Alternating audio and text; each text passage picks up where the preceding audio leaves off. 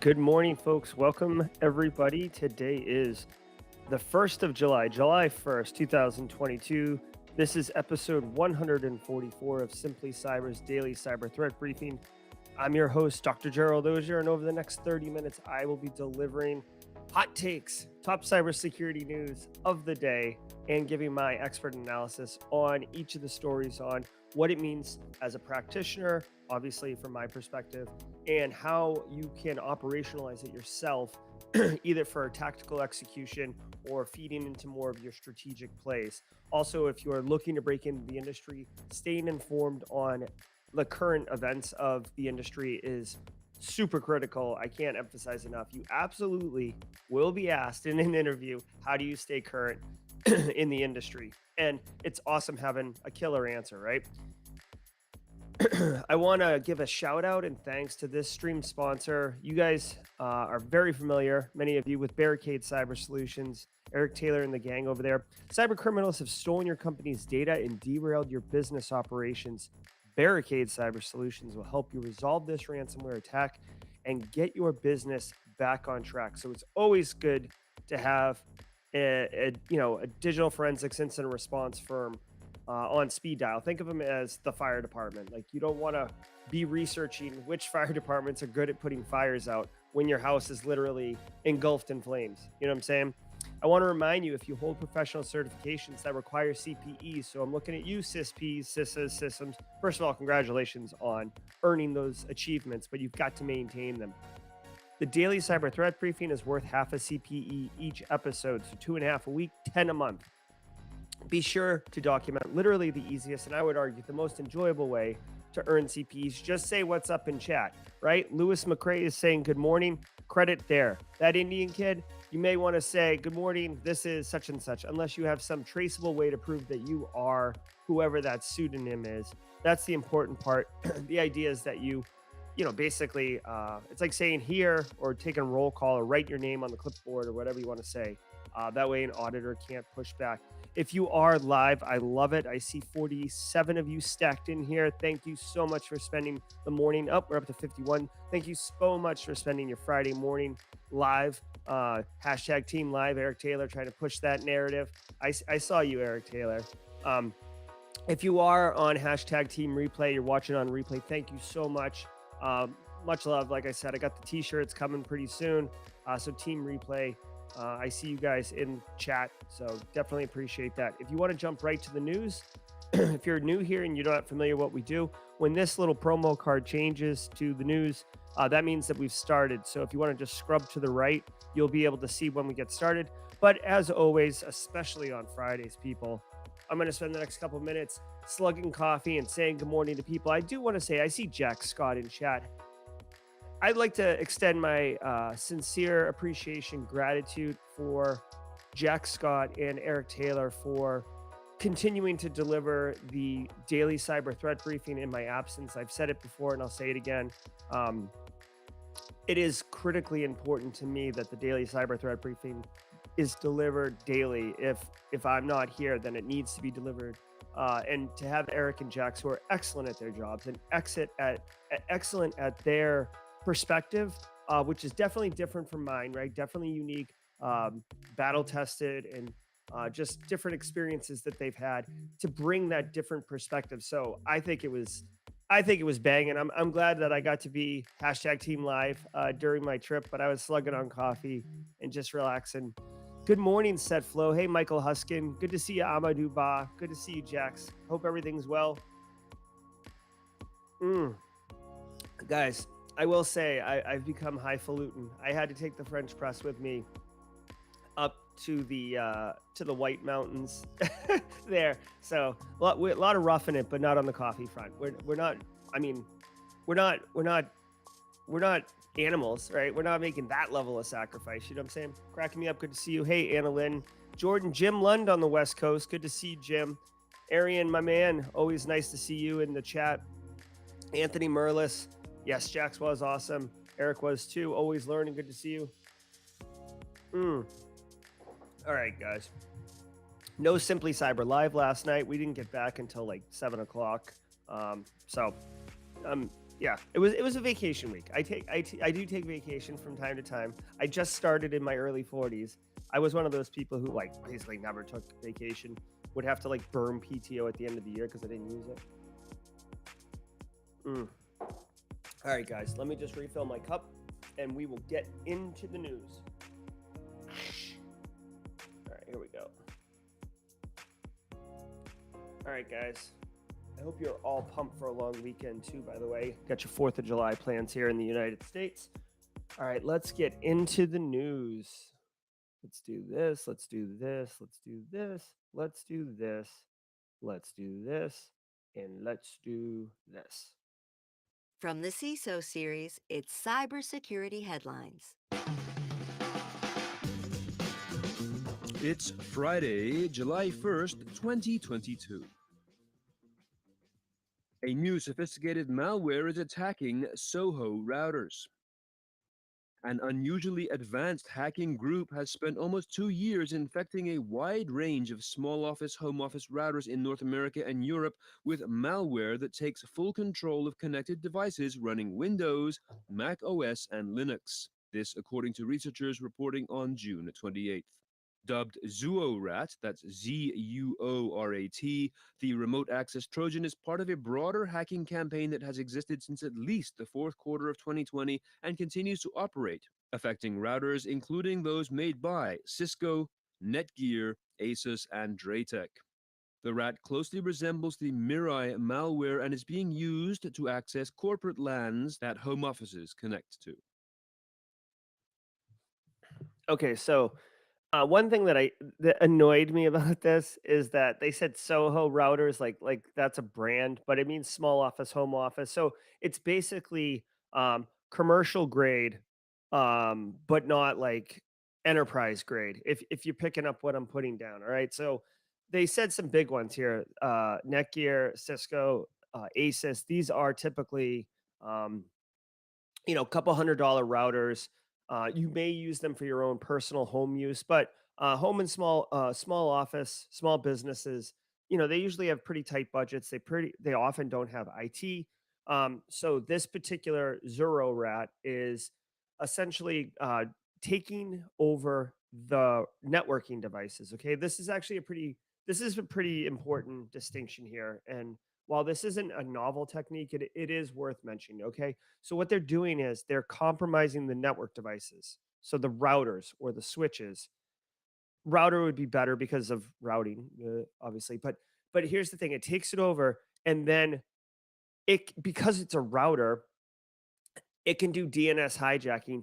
I do want to point. Okay, so let me not go too far off the beaten path here. It can do DNS hijacking, which basically means you type in like www.google.com and it doesn't actually take you to Google because the IP address using the DNS protocol um, resolves to a maliciously controlled um, IP address, right? So that's basically you look like you're at google.com and you're actually at some attacker controlled server. So the router is being compromised and then feeding fake info fake info to endpoints. And then the endpoints install malware that get taken over. A couple interesting things about this one. One, it actually has code to compromise Windows endpoints and then code to compromise Linux and Mac OS. So they built two different kind of functionalities in order to have a wider scope. One, it does say it uses the Mirai botnet type attack, which by the way, like Mirai was incredibly successful at compromising, but it was like super crude, right? Like for anyone who doesn't know, like Mirai's entire mechanism was twofold. One, it would randomly generate an IP address, right? So like IP addresses are 0 to 255 across 4 octets. So that's a finite set of numbers. So it would randomly generate, it would pick a random number between 0 and 255 4 times, and that would be the IP address. So no like logical iteration over a range. And then two, it would use like default admin credentials for known devices. So like admin password 123, right? Like it wasn't crazy complicated. It wasn't using a password dictionary. It was literally just picking a random IP and then trying 60 default crust passwords. So the fact that this thing's sophisticated and that's what it's doing seems kind of silly to compare it that way. But the final thing I'll say about this, is twofold. One, if whatever router you're using, make sure, because they don't really go into like how exposed this is or how you can tell if there's security patches. You definitely don't want to be impacted by this because it can have a major impact on your organization. So losing your router sucks, obviously, but it's compromising endpoints, which is not what you want. Okay, so make sure you look into that.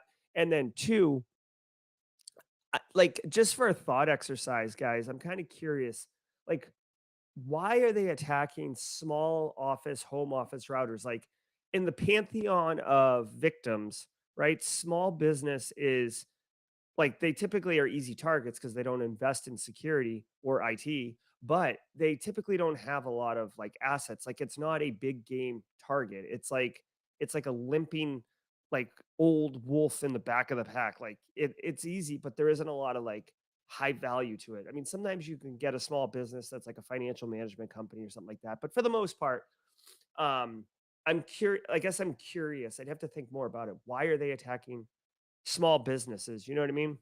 Yeah, Chris Weaver here is talking about maybe a botnet build. I agree, possibly a botnet build, but like, why go to this level of sophistication in order to get a botnet when like you could just spray and pray across like general end users endpoints and get workstations, IoT devices, and stuff like that. I don't know, something to think about. So yeah. A new study shows that over half of employees use prohibited apps. The study released by CERBY in partnership with Osterman Research questioned more than 500 business professionals in the US and the UK employed by companies with over $100 million in revenue. It found that 52% of employees have had apps that they want to use disallowed at work because of company policy, but 92% want full control over the apps that they use for work, even when they are not secure. And half said they want IT to just get out of the way when it comes to work application choice. 60% of respondents said that when the company disallows an app that they need for productivity, it negatively affects their perception of their job, their employer, and how much their company trusts them. The full study is available at cerby.com, CERBY.com. Okay. Okay, so this is actually real, right? And if anyone in here is like, fancy for GRC, this is a great opportunity. Okay, so this little news article doesn't really have anything. It's basically a click through to a report where they can harvest your email. But but what you need to take here is a couple things. One, they said that end users want to use the apps that they want to use, right? And when IT blocks the app, they get pissy and they don't want they like it upsets them, and they'll either find a workaround to use it or they'll complain about it. This is not uncommon. Guys, when you are working GRC, like it's easy to say we're a Microsoft shop, no Macs anywhere, right? I mean, at the operating system, that is a little bit easier because you typically procure the hardware and hand it to your end users. But like we're a Windows shop. Also, we use Microsoft Office product suite. Like we're going to use Microsoft Teams. That's another one. Like a lot of people don't like using Teams, but because it's baked into the overall Office suite, a lot of businesses use Teams, even though end users don't like it. A lot of end users still like Zoom. Well, here's the thing: if you're pushing down and saying you're going to use this, and it negatively impacts productivity, you're going to get that shadow IT problem. Now, you can have strong policy, strong tone at the top. If you're caught using these apps, you'll either be reprimanded, um, penalized, fired, whatever. It really depends. It's a great gray area. But from a GRC perspective, here's what I want to tell you: if you are going to basically die on the hill that you're not allowed to use Zoom, for example, let's just use Zoom. Like you're going to die on the hill that we are a Microsoft Teams shop and we will use Microsoft Teams regardless if you like it or not. And use of Zoom will result in termination. If you want to make that call, then go for it. But you got to be able, like you're spending political capital to make that decision. Now, so you better be really sure because you're going to deal with pushback and shadow IT and all these other things. What you should be doing is you should be, and this is something that a lot of people don't do because it's work, but you should be engaging the business and finding out what are their needs. What do you need? Okay, like you need to be able to do remote virtual meetings. Okay, well, we do have Teams, and I know it doesn't do everything you want and that it sucks, right? But we have already paid for it. The CFO has sunk 28 $280,000 into Microsoft Teams, and it's our solution, like, and like here's the roadmap, etc. Like, I'm not saying you have to pander to your end users in order to like get them to like understand the decision making, but if you help them understand why you're going that way, and more importantly, show them that their requirements are met by the solution, they're way more likely to grumble but comply with the use of that solution. Again, I've said this before, this is really true on the risk side of things. In the absence of information, people fill in the gaps themselves. It's like the frog DNA in Jurassic Park, right? Like if you explain to them, like, listen, we already sunk $250,000 into Teams and we can't get the money back. We have to use Teams.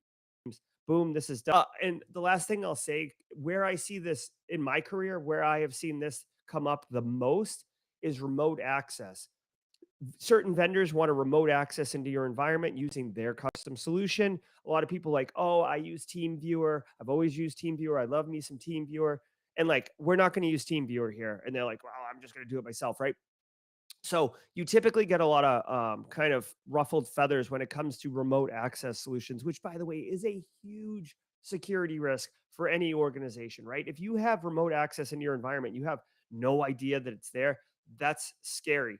The final thing I'll say about this is there are solutions like CASB's cloud access security brokers, application whitelisting, what do they call it? Security profiling. Like you plug in a device and like the NAC solution scans the computer and determines if it's got any unauthorized software on it.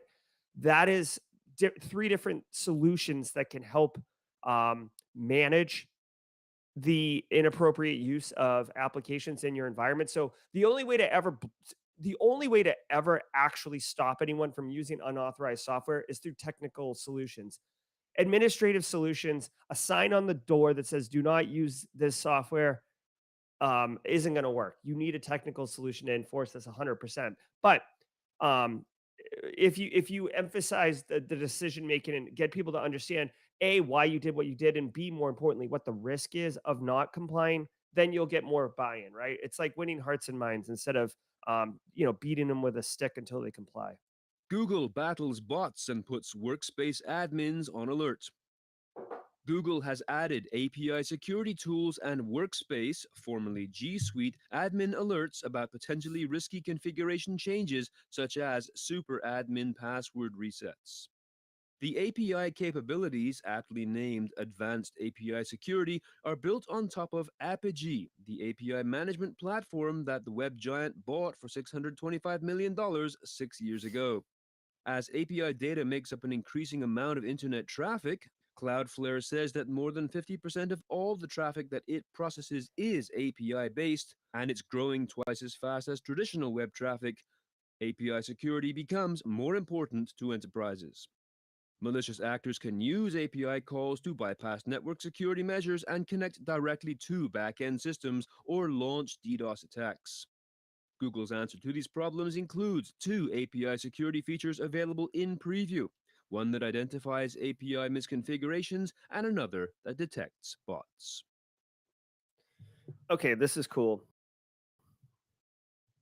I have a huge I don't want to say belief, but like I definitely think that like, and this is partially rooted in the fact that I'm not super comfortable or super smart when it comes to APIs. I think APIs are a huge um, risk area, right? Risk, it's an attack surface, right? APIs, application programming interface. It is hooks that allow developers to write software that can integrate with other software, right? So a classic easy way for everybody to kind of level set on what an API is. Think of Microsoft, Exchange or Outlook, right? You get your email in the cloud. Well, you could write a custom little app of your own to reach out and pull your email down to your custom app, right?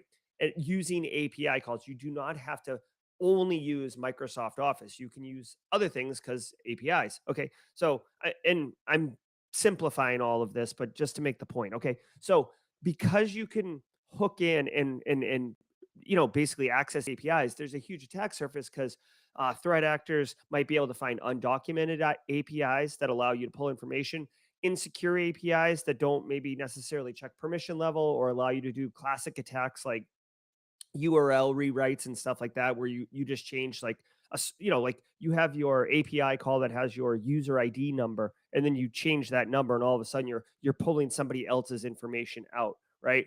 Um, so huge attack surface, and then as the report points out, Cloudflare, which is a huge network solutions company, is seeing over 50% of their traffic being APIs. So there is a huge increase in the use of APIs, and then there's a lot of insecurity and attack surface there. So I love that Google's doing this. This is a really, like, to me, this might be the first time I've seen Google do something that is actually like a key differentiator in the market, because Google's workspace, right?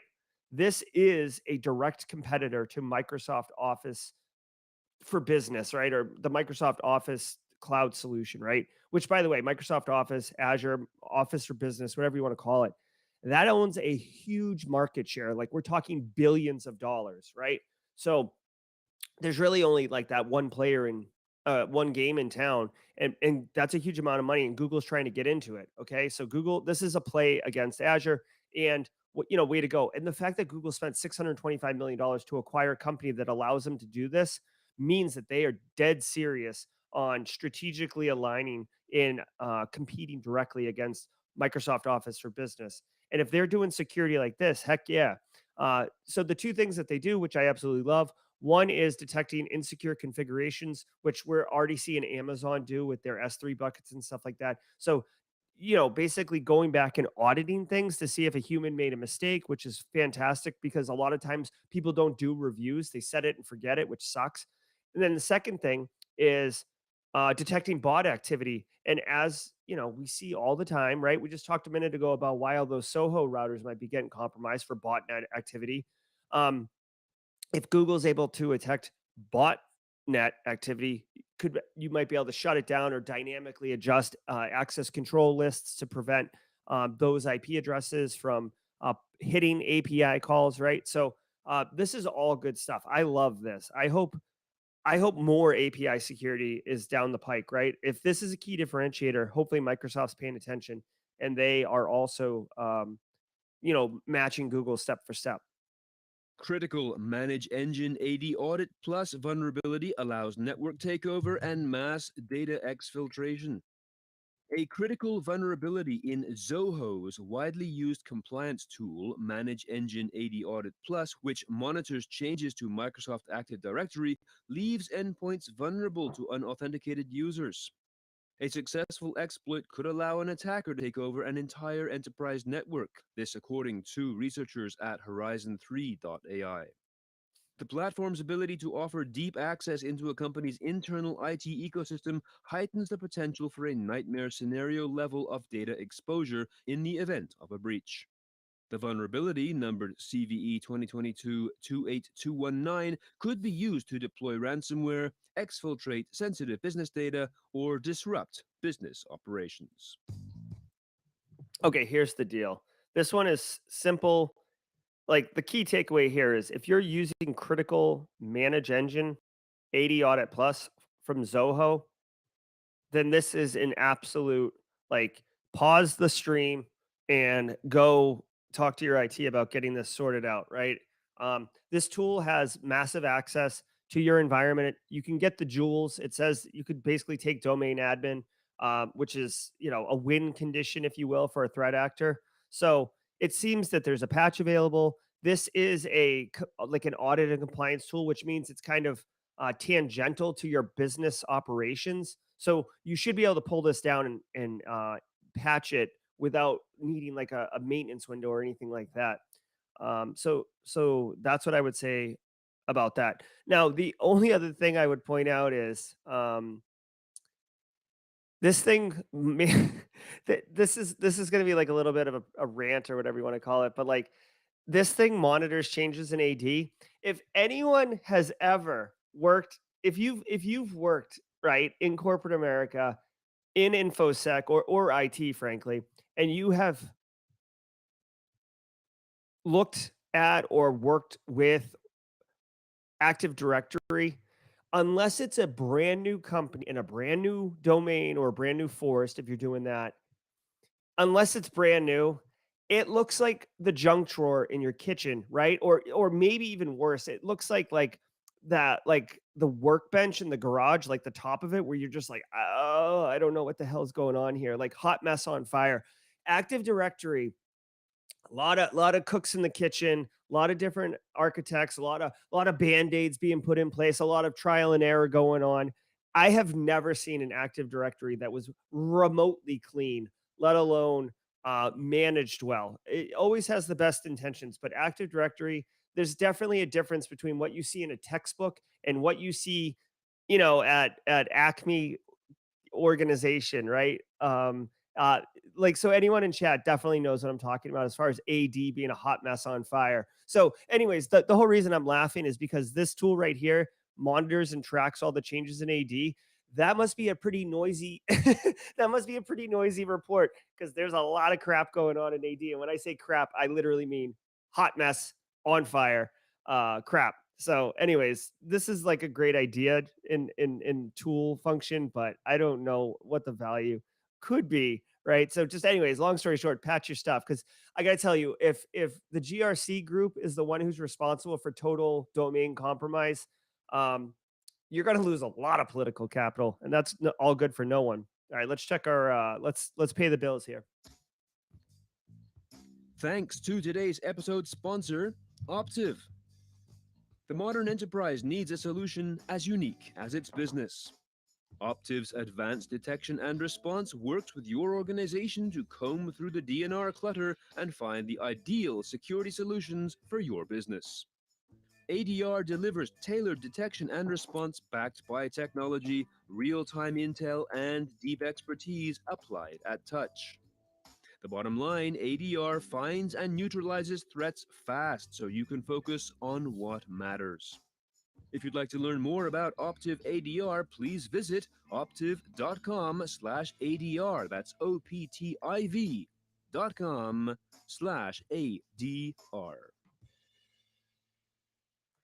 Okay, and really quick, just a note from I like to use this window since there's already a break to kind of either shout out something or share some information. I just want to take a moment really quick and point out to everybody on the ThreatGen YouTube channel. So some of you may know, like my full-time job, I work at ThreatGen as the director of cybersecurity education and also the chief information security officer.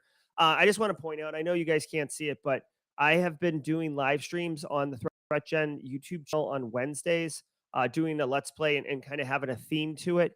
I just wanted to give a shout to everybody who has joined that and been part of those experiences. The ThreatGen channel went over 1,000 subs over the last couple days, and that's like a big milestone in the YouTube community. So, I take that as meaning that people are enjoying what we're doing, and it gets me excited because it means that the work and effort I'm putting in is being well received. So if you are part of the ThreatGen subscription base or the YouTube community, or you have been enjoying those, I want to thank you personally for checking it out and allowing me and the ThreatGen team to be able to deliver interesting content in a fun way. And I just want to point out that on Wednesday, July 6th at 11:30 a.m., I will actually be playing as the red team, and I will be emulating Sandworm, which is like the really, really advanced, super effective Russian uh, advanced persistent threat group that has been active since 2009 and is really good. There's actually a book called Sandworm. They're responsible for the NotPetya attack, which like basically knocked out Ukraine and a lot of huge businesses, including Maersk, the global uh, cargo shipping company. So I'll be Sandworm next Wednesday, but I just wanted to give a shout out and thanks for those who have checked out and enjoyed the ThreatGen content. FCC Commissioner asks Apple and Google to remove TikTok from App Store. Brendan Carr, a Republican member of the FCC, wrote in a letter to Apple and Google's chief executives, quote, "It is clear that TikTok poses an unacceptable national security risk due to its extensive data harvesting being combined with Beijing's apparently unchecked access to that sensitive data." End quote. Carr further emphasized that the short term video service, which states it has over 1 billion monthly members, is far from just an app for sharing funny videos or memes, calling out its features as sheep's clothing, intended to mask its core function as a sophisticated surveillance tool for amassing users' personal information. North Yeah, so this is a really interesting. This is interesting. Okay, so we just talked a minute ago about how end users, um, they get all grumbly and frustrated when you tell them that they can't use certain apps. This is kind of that at a general population macro level. So the FCC commissioner of the United States wants basically TikTok removed from US citizens devices, basically, right? Over a billion users. They're not all American users, but TikTok has a huge footprint. People love it, right? And the argument here is, well, it's a national security threat, and they're trying to take care of it at the national policy level, as opposed to, I don't know, like explaining to the general population why TikTok is bad and then having them make their own decision to uninstall. I get that they're trying to go for the quick strike with the more effective move of just banning it. That way, you don't have to put in the work and effort to compel people to uninstall it. But I do think that there's an opportunity here to educate people on why it's a national security threat. Like, okay, so if China is in fact wholesale harvesting data and doing something with it, what? What is it? Is it so they can send me a Coca-Cola ad instead of a Pepsi ad because I'm a Coke guy? Is it because they're going to steal my identity? Like, what is the like, dude? It's a risk calculation. What is the risk? Like, explain it. I don't need you to explain it to me because I'm like I need the answers. I'm the CEO of me, but like I don't know. This to me just seems like I don't want to say a bad play, but it's just like when you take something away from people that they enjoy and you're telling them it's because like you're a child and I'm an adult and you don't need to understand. Just know that I'm doing this for your benefit. People are going to be pissed, right? Especially since TikTok has such mass adoption. So, anyways, I don't think that this will happen. I do not think that this will happen. In fact, sadly, the only way that I think this would happen is if there was some financial element to it, right? So, like, if TikTok starts, charging Google and Apple to do something, or if China, does kind of what Russia did and starts attacking, and then there's like a formal international sanctions of engaging with businesses from different countries, et cetera, et cetera. But I don't think there's going to be like massive outrage, especially from the younger population about this if this happens. So, anyways, that's what I'll say about that. I will say though this. I will say this, okay, because I do social media or whatever, and I'm failing forward on Instagram, as many of you may know. Like my Instagram stuff is fine, but I'm suck at it.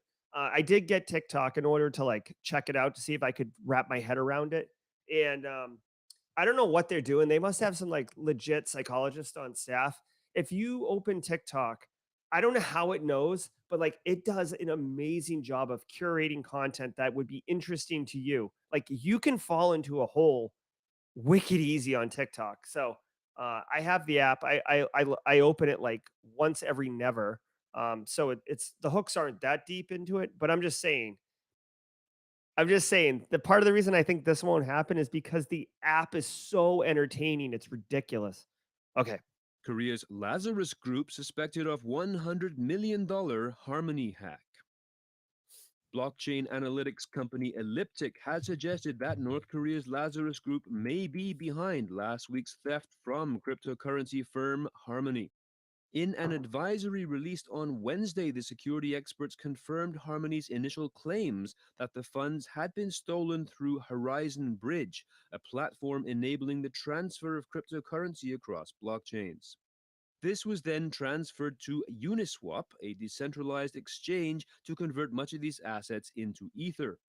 This Ether was then next shifted into Tornado Cash, a tool that is often used to launder the proceeds of crime. OpenC. Like there's known platforms that are used for laundering money, like Tornado Cash. What the hell? Like how like I'm gonna have to Google personally. I'm gonna have to Google where does like Tornado Cash operate from? They must be operating from a country that like looks the other way, or officials can be financially compensated for not like there's literally a money laundering service that people openly talk about, and it continues to operate. Okay, so here's the deal with this story. North Korea's Lazarus Group, right? I think it's APT 38 or 49, whatever, it doesn't matter. Everybody calls it Lazarus Group. These are the guys who are responsible for straight financial crime. They are thieves. North Korea doesn't really have a lot of gross domestic product. They don't have a lot of imports, exports. We could get into all that geopolitical stuff, but the key takeaway here is that North Korea wants to fund ballistic missile programs, but last time I checked, like Amazon Prime Day doesn't have ballistic missiles. So you got to pay premium price. And how do you get the money to do that? Well, if you don't have gross domestic product, you need to steal money, which is what Lazarus Group is wicked good at. Okay. Um, these guys must be like rubbing themselves down with baby oil because of like the adoption of Bitcoin or cryptocurrency and how insecure it is everywhere. Like straight up pants off party time, because they are just taking money wholesale. Like they don't even like, I'm not saying they don't have to work hard, right? Taking over these bridges is not easy, but like there's so much crypto, there's so much like the only problem for them, I'm guessing, is converting 85,000 stolen Ethereum into cash without tanking the market, right? Like just real quick, like in a market, if you're saturating with supply, then the demand goes down and the value goes down, right? So if you got 85,000 Ethereum and you try to sell all 85,000 at once, the value of Ethereum goes down. So effectively, every time you're selling one, your value is going down. And we see this all the time with like these kind of ridiculous little silly altcoins and stable coins and stuff like that, like Celsius. Look at Celsius. Like basically, when you sell them, the value goes to zero, right? So you've got to be careful. And you can't buy ballistic missiles with Ethereum. Last I checked. I don't know. Maybe you can. Who knows? Um, I'm not really in that market. So, but in my mind, I'm thinking you have to convert the digital currency into some hard currency. And that is the rub. Yeah, you can use Tornado Cash to launder the money, but how do you get it out? And that's been one of the challenges of this. But yeah, Lazarus Group, that they're loving themselves some Web 3.0 digital currency stuff. So just know another firm got hacked. Harmony for only $100 million. If you want for some case study, look up the Ronin Bridge and the Axie Infinity Group. Lazarus stole $564 million from them 2 months ago. Bangladeshi bank heist attacking the Swift operating system, or the Swift system. That was for $1 billion. Unsuccessfully, but still. B discloses data breach and warns users of phishing attacks. OpenC, the world's largest non-fungible token marketplace, disclosed a data breach on Wednesday and warned users of phishing attacks that could target them in the coming days. The company, which has more than 600,000 users and a transaction volume of over $20 billion, says that an employee of Customer.io, the platform's email delivery vendor, downloaded email addresses belonging to OpenC users and newsletter subscribers. Since the emails stolen in the incident were also shared with an unauthorized external party, the company urged potentially affected users to be alert for phishing attempts impersonating OpenC. Okay. Real quick before I address this, I saw Chris Weaver said that There's a lot of places that take crypto. Okay, so maybe there are. I was always under the impression, or at least as of late, that I mean, you could buy like a pizza with crypto or something, but not multi-million dollar acquisitions unless you're doing like I'll pay 3x on whatever it is in order for you to take on the cryptocurrency or whatever. So dark web, definitely. I see Mr. Ben 83 talk about the dark web, Joel Belton talking about because it is military, like stolen illegal weapons, maybe they can do that. So maybe there is a opportunity there. Okay, so let's talk about this OpenC issue right now. By the way, this is why I love doing this with you all every morning, getting that other perspective and thoughts. Um, okay, so here's the deal. OpenC, if you guys don't know what OpenC is, it's basically like, I want to call it like the marketplace, if you will, for NFTs, right? So like if you have an NFT, you can shop it on OpenC, you can share it on OpenC. It's like the biggest platform. A lot of people use OpenSea, so huge market. Somebody who had insider access downloaded all of the customer data, so all of the people using OpenSea. The reason that they're warning about phishing attacks right now, and this is not surprising to me. I bet you whoever downloaded that list wasn't their plan.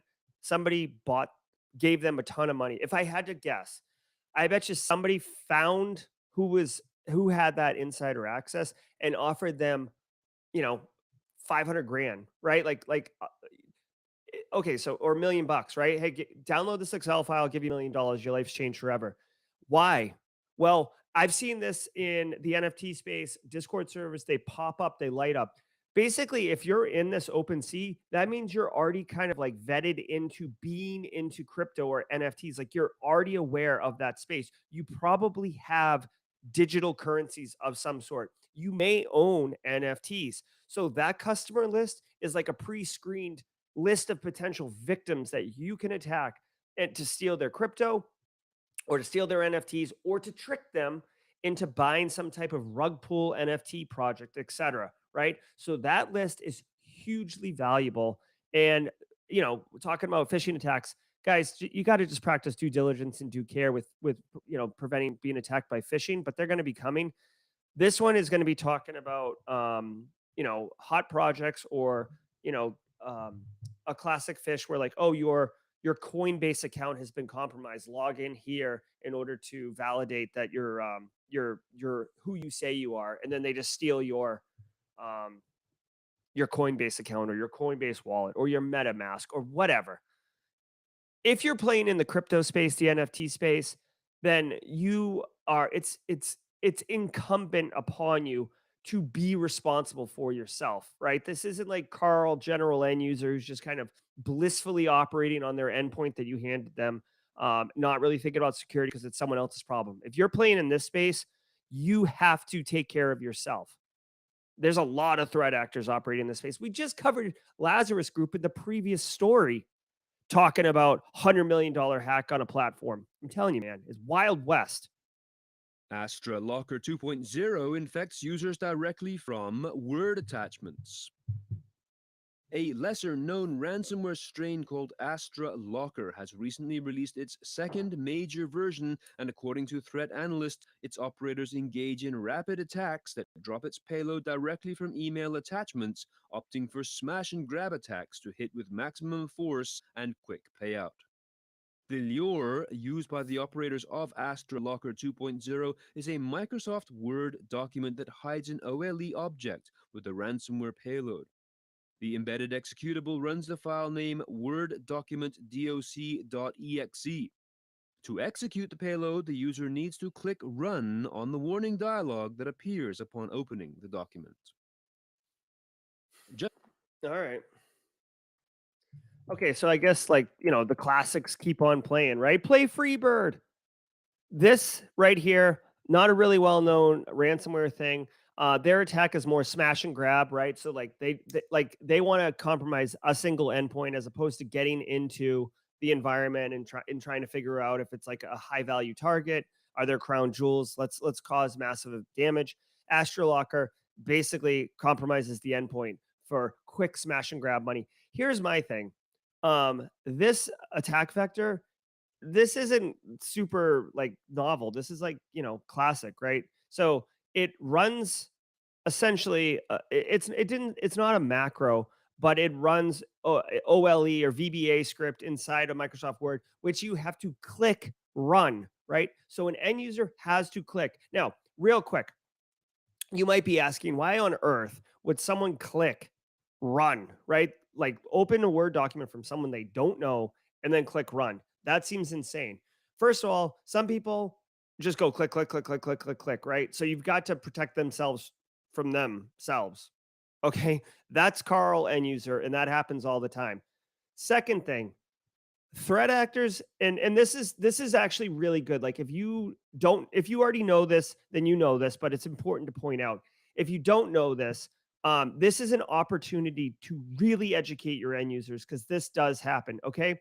The way that they'll trick end users into running this is they'll open like the Word document or the Microsoft Excel spreadsheet or whatever, and there'll literally be a picture there. And the picture says, this file cannot open correctly. You need to enable macros, or you need to click run or whatever in order to open the file correctly. Now, it's just a picture. The file is actually open, but this is the social engineering part where they're trying to give the illusion that this is a pop-up and that you can't see the contents of the file unless you push the run button, right? So some end users will be like, what is this? This says I need to do something. Okay, click.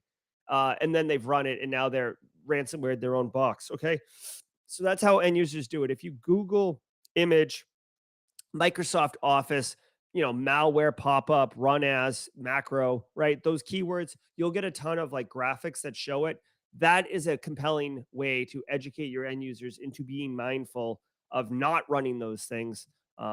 Anyways, so this is just kind of a smash and grab, no big deal ransomware thing, but this is important, right? This is important because even though there's like really cool, sexy, new novel techniques, and we're talking about like hertz bleed and monitoring the energy consumption of CPU chips to be able to detect decryption keys. Yeah, there are advanced attacks, but sometimes blocking and tackling foundational security is critical, right? So you've got to do the classics, you've got to do the greatest hits, and be vigilant in your information security program, because if you don't, those are easy wins for threat actors. So educate your end users about this one, more about the technique than about Astra Locker 2.0, because it's Astra Locker 2.0 today, but it's going to be, whiz bang foobar next week and flip flam 3.0 in a couple weeks from now. It's the TTPs that matter, not the actual,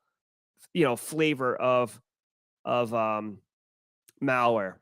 Okay, so that's going to do it for today. I do appreciate everybody. I do want to point out really quickly, I don't know if you all are going. I will be at Black Hat 2022 in August this year. I'm also going to be at DEF CON, which is basically right after Black Hat. So I'll be there. So if anyone wants to like high five or whatever, I'll be there. So I'm probably going to have like I've got a couple appointments already scheduled while I'm there. Like with Dakota State University, I'm doing something, and I have a couple other things with some other parties that I'll be at. But I would love to have like a happy hour or like a get together. I don't know, like something, like beers. Let's get beers. So stay tuned for that as it gets closer. I can if anyone wants to. I don't know if anyone wants to have beers or whatever, but if you do, let's do high fives. It'll be fun. Okay. All right. So that's going to do it for today, guys. It is a 3-day weekend. We will not be doing the show on 4th of July, just because of the holiday and everything like that. But we will reconvene on Tuesday at 8 a.m. Eastern Standard Time. The Citadel, I'm teaching a summer class, but it doesn't affect the daily threat briefing. But just be mindful. I guess I want to tease it now. As we get into August 25th is when the fall semester starts for the Citadel. I am a faculty at the Citadel, and it does impact the Tuesday, Thursday stream. So we're either going to have to move it to 10 a.m. So I know Jim Lunn, Poner Joe, and the whole West Coast crew, base case, are loving themselves some 10 a.m. Eastern Standard Time. But just be mindful I will overly communicate any program changes to the daily cyber threat briefing because I owe it to all of you to be able to be clear and transparent and communicative with what's happening with this show. That's going to do it. Everybody have a wonderful holiday weekend. Be good. We'll see you next time. Take care, everybody.